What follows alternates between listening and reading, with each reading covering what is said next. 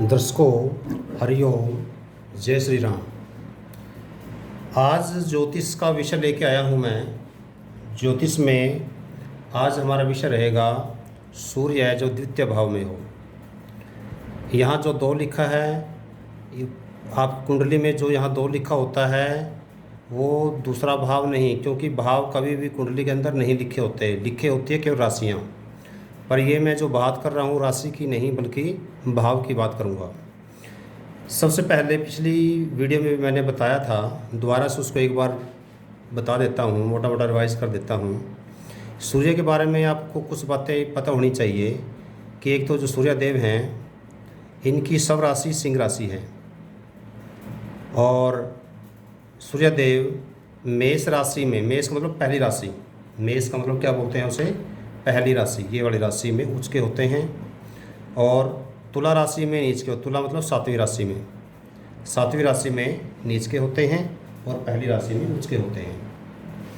इसके अलावा थोड़ी आपको, क्योंकि बीच में पढ़ाते हुए आपको कई बार मैं बोलूँगा अग्नि तत्व, पृथ्वी तत्व, आपको पता होना चाहिए कि पहली, 5वीं, 9वीं राशि, तीनों राशियाँ अग्नि तत्व की होती हैं। तीनों मतलब मेष राशि, सिंह राशि और धनु राशि, तीनों राशियाँ जो आती हैं ये अग्नि तत्व की राशियाँ होती हैं। अग्नि तत्व आप समझ सकते हो, अग्नि का तत्व अग्नि मतलब। ऐसे ही दूसरी, छठी और 10वीं, दूसरी वृषभ राशि, ऐसे कन्या राशि और मकर राशि, तीनों राशियाँ जो होती हैं ये पृथ्वी तत्व की होती हैं। ऐसे ही तीसरी, 7वीं और 11वीं अर्थात मिथुन, तुला और कुंभ राशि, तीनों ये वायु तत्व की होती हैं।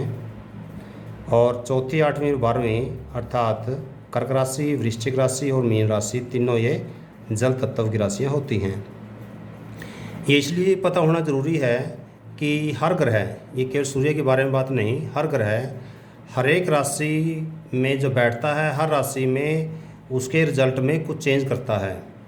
अर्थात उदाहरण के लिए यदि सूर्य 1 नंबर में बैठा हुआ है, 1 नंबर का मतलब यहाँ पर 1 नंबर राशि होती, दूसरे घर में यहाँ पर 2 नंबर राशि होती, यहाँ पर 3 नंबर राशि होती, यहाँ पर 4 नंबर राशि होती, तो रिजल्ट में कुछ न कुछ चेंज होता है। इसके अलावा किसी भी ग्रह का, यहाँ पर जैसे हम सूर्य की बात कर रहे हैं, सूर्य का अच्छा और बुरा प्रभाव खुद के साथ साथ अन्य योगों पर भी डिपेंड करता है। अर्थात यदि खुद उच्च का हो परंतु इस पर कोई पाप ग्रहों की दृष्टि हो, पाप ग्रहों की दृष्टि ज़्यादा होने से शुभ प्रभाव में कमी आती है, और शुभ ग्रहों की दृष्टि होने से शुभ प्रभाव में कम वृद्धि होती है। तो सीधी सी बात यह है कि केवल एक घर में जो ग्रह बैठा है उसके साथ साथ हमें यह भी देखना होता है कि इस ग्रह पर दृष्टि किसकी ग्रह की पड़ रही है।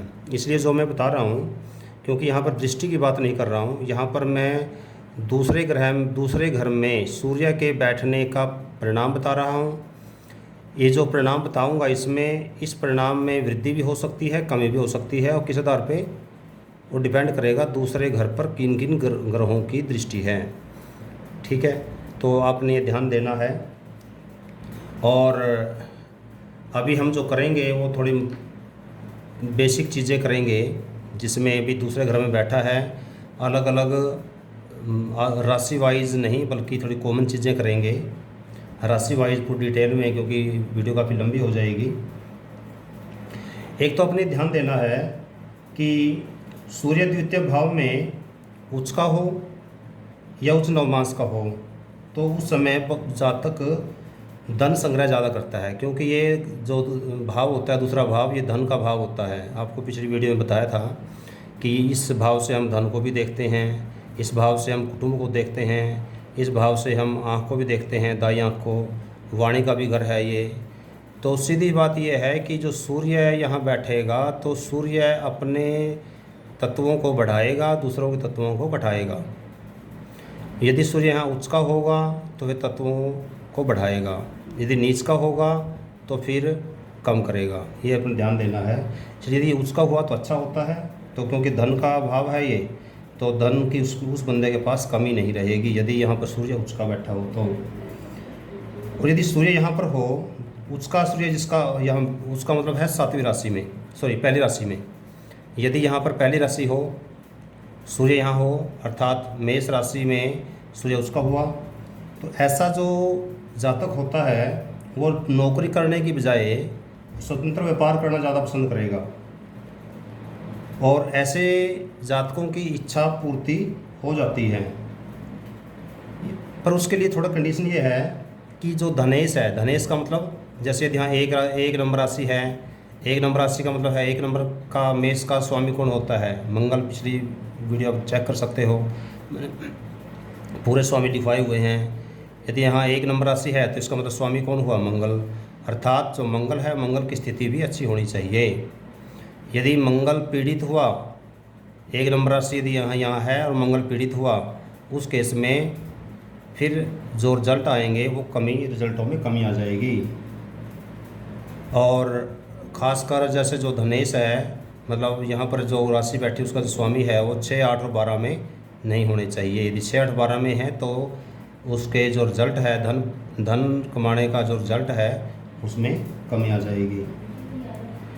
इसके अलावा जो ऐसे जातक है जिनके सूर्य यहाँ पर हो और यदि यहाँ पर कोई पाप ग्रह का प्रभाव हो, अर्थात यहाँ पाप ग्रहों की दृष्टि हो, तो ऐसे जातकों में उष्णता बनी रहेगी। मतलब जैसे कहते हैं ना, गर्मी होगी तो गर्मी बनी रहेगी, बार बार पसीना आएगा।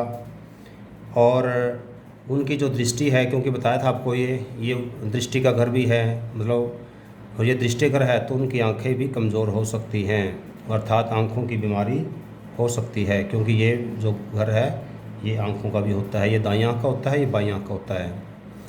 तो और द्वितीय भाव के सूर्य ने जातक को लोहे और तांबे का व्यापारी बनाता है। यदि यहाँ हो ना, बच्चे का रुझान ज़्यादा लोहे का या तांबे का ज़्यादा जो व्यापार है ज़्यादा फैलेगा। इसमें होने पर यदि शुभ बहुत ज़्यादा होगा, और यदि पीड़ित हो तो यदि ग्रह पीड़ित हो तो फिर उसमें नुकसान हो सकता है। दूसरे भाव का जो सूर्य है जातक को दानी बनाएगा, धार्मिक भी बनाता है और त्याग करने वाला भी बनाता है। बहुमूल्य धातु, सोना चांदी और करोड़ों का स्वामी होता है यदि उसका हो तो। मधुर वाणी बोलने वाला होगा यदि उसका हो, और तर्क शक्ति उसकी बहुत अच्छी होगी। ठीक है, बड़े बड़े शत्रु उसके सामने टिक नहीं पाएंगे, अर्थात बड़े बड़े शत्रु उसके अधीन हो जाएंगे। तो शत्रु यहाँ पर सूर्य का उच्च होना बहुत अच्छा है।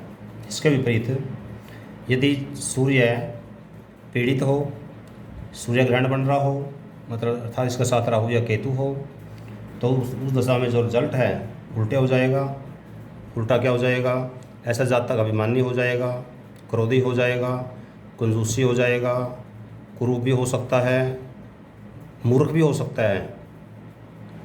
और ऐसे व्यक्ति के जो सुप्रभाव हैं उस समय वो सुप्रभावों में सारी कमी हो जाएगी। यहाँ पर दूसरा घर का जो सूर्य है यदि सुप्रभाव से पीड़ित हो तो ऐसा जातक वकील या सर्जन भी बन सकता है, वकील या सर्जन भी बन सकता है। तो ये थोड़ा ध्यान देना होगा। व्यापारी बन सकता है, और व्यापार में भी तांबा और लोहा ज़्यादा, और वकील और डॉक्टर का भी यहाँ पर योग बनता है। यहाँ पर यदि धन भाव में यदि सूर्य हो, धन भाव मतलब द्वितीय भाव में सूर्य यदि मिथुन, तुला या कुंभ राशि में हो, मिथुन, तुला या कुंभ राशि अर्थात वायु तत्व राशि, ये बड़ी राशियाँ मिथुन में, तुला में या कुंभ राशि जिसमें हम बोलते हैं वायु तत्व की राशियाँ, तो उस दशा में जो जातक है वो कंजूस होगा। ये ध्यान, ये पक्का है ये। अर्थात यदि यहाँ पर 3 नंबर लिखा हो, सूर्य जी इसी घर में हो, 3 नंबर लिखा हो, 7 नंबर, 7 में तो नीच का हो जाता है, और 11 नंबर लिखा हो, तो उस दशा में वायु क्या होगा, वो जातक क्या होगा? कंजूस होगा। और धनार्जन करने के लिए कुछ भी कर सकता है, मतलब ऐसा उसके दिमाग में ऐसी फितूर बैठ जाएगा कि भाई किसी भी तरीके से हो पैसा कमाना बस। तो ऐसा जातक है यदि इन राशियों में हो, 3, 7 और 11 में हो, समाज में वो ज़्यादा इज्जत नहीं कमा पाता। यदि 3 राशियों में हो, 3 में, 7 में और 11 में, तो समाज में ज़्यादा इज्जत नहीं कमा पाएगा, क्योंकि वो ज़्यादा कंजूस होगा, हर टाइम धन के पीछे लगा रहेगा, और हाई पैसा किसी भी तरह से हो, और उस समय वो ये ध्यान रखेगा नैतिक क्या है अनैतिक क्या है। और ऐसे ही यदि जो सूर्य है यहाँ पर इस भाव में अग्नि तत्व राशियों में, अग्नि तत्व का मतलब पहली, पाँचवीं और नौवीं।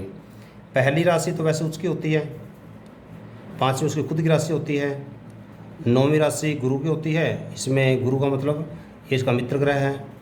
तो इन राशियों में अच्छा होता है, परंतु फिर भी कई बार इन राशियों में यदि पाप ग्रहों का प्रभाव हो तो उस केस में जो जातक है उसको कामचोर भी बना देता है।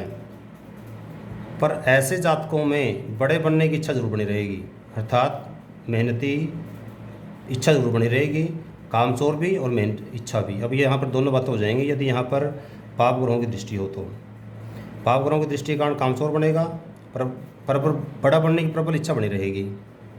परंतु यदि इन राशियों में हो, पहली में, पाँचवीं में, नौवीं में, और शुभ ग्रहों का ही दृष्टि हो तो बहुत अच्छा होता है सूर्य यहाँ पर। पहली, पाँचवीं और नौवीं राशि में, खासकर पहली, पाँचवीं में तो बहुत ज़्यादा अच्छा होता है। अर्थात ऐसा व्यक्ति यदि पहली, पाँचवीं राशि में हो और शुभ ग्रहों की इस पर दृष्टि भी हो, पाप ग्रहों से पीड़ित ना हो, तो ऐसे व्यक्ति के पास पैसे की कोई कमी नहीं रहती। ये आपने थोड़ा ध्यान देना है। और जल तत्व राशियाँ हैं, जो जल तत्व राशियाँ ये होगी 4, 8 और 12। यदि यहाँ पर 4, 8, 12 हो तो ऐसे उस दशा में जो सूर्य यहाँ पर हो और जल तत्व की राशियों में हो तो ऐसा जो जातक है वो राजकीय सेवा में उनकी भागीदारी मिलने के चांस ज़्यादा होते हैं। और यदि राजकीय सेवा में नहीं होगा, प्राइवेट में भी यदि बाई चांस हो तो उच्च पद पर होगा। कहने का मतलब ये है कि जल तत्व राशियों में भी अच्छा है, क्योंकि जो 4 नंबर है वो चंद्र की राशि होती है, चंद्र इनका मित्र ग्रह है। 8 नंबर राशि मंगल की होती है, मंगल भी इसका मित्र ग्रह है। 12 नंबर राशि गुरु की होती है, ये भी इसका मित्र ग्रह है। अर्थात मित्र राशियों में भी हो यहाँ पर भी शुभ रिजल्ट देता है और धन संग्रह बहुत ज़्यादा करता है। और ऐसा परिवार में इतने धन जोड़ता है यहाँ पर सूर्य इन राशियों में कि ये राशि अच्छी हैं, ये भी अच्छी हैं, तो इन राशियों में इतना धन जोड़ता है कि जितना उसको विरासत में भी नहीं मिला होगा उससे भी ज़्यादा धन जोड़ता है। पृथ्वी तत्वीय राशियों में 2, 6 और 10 में यहाँ पर इनका जो रिजल्ट है वो सामान्य रहता है। बस खराब, सबसे ज़्यादा जो खराब रहेगा वो यहाँ पर रहेगा, 7वीं राशि में सबसे ज़्यादा खराब है। तीसरी और 11वीं राशि में भी खराब रहता है, क्योंकि ये शनि की राशि है, ये यहाँ पर ये बुध की राशि है। हालांकि बुध की राशि, बुध इसका समग्रह होता है और कई शास्त्रकार इसको मित्र ग्रह भी मानते हैं। और 10वीं राशि जो भी, ये भी शनि की राशि है, यहाँ पर भी यह रिजल्ट बुरा रिजल्ट ही देगा। दूसरी राशि ये शुक्र की राशि है। शुक्र की राशि, शुक्र को शत्रु मानता है पर शुक्र इसको शत्रु नहीं मानता, इस वजह से यहाँ पर भी इतना बुरा रिजल्ट नहीं होगा। ज़्यादा रिजल्ट बुरा यहाँ होगा क्योंकि यहाँ नीच का है, और यहाँ पर जो शनि की राशियाँ हैं इसमें भी अच्छा रिजल्ट नहीं देता। तो सबसे पहले आपने ये ध्यान देना है कि किसी चीज़ पर रट्टा नहीं लगाना, बल्कि आपने शनि के तत्वों को समझना है कि शनि क्या है। शनि क्या है? शनि एक स्टेटस का ग्रह है, ये आत्मा का कारक है, पिता का कारक है, ठीक है। इन बातों को ध्यान में रखते हुए फिर ये ध्यान देना होगा कि भी कौन सी राशि के साथ बैठा है। यदि खुद की राशि में बैठा है या उसमें बैठा है तो अच्छे रिजल्ट देगा, और किस घर में बैठा है, जैसे यहाँ पर धन घर में बैठा है तो उसका रिजल्ट धन पर रहेगा। और यदि शत्रु ग्रहों के साथ की राशि में बैठा है तो उस केस में फिर उसकी रिजल्ट में कमी करेगा। इसके अलावा हम ये भी देखेंगे कि इस पर दृष्टि किसकी है। शत्रुओं की दृष्टि है तो रिजल्ट कम हो जाएंगे, मित्रों की दृष्टि है तो रिजल्ट अच्छे हो जाएंगे। तो इस प्रकार से हमने एक बेसिक को समझना है, ना कि रट्टा लगाना, ठीक है। मोटी मोटी बातें आपने ये ध्यान देनी है। तो आज की वीडियो में आज इतना ही। अगली वीडियो में सूर्य पर ही एक वीडियो अगली बनेगी जिसमें हम अगले भाव के बारे में पढ़ेंगे। तो अब आपसे अनुरोध है कि इस वीडियो को लाइक करें, शेयर करें और इसके अलावा सब्सक्राइब ज़रूर करें। धन्यवाद। जय हिंद।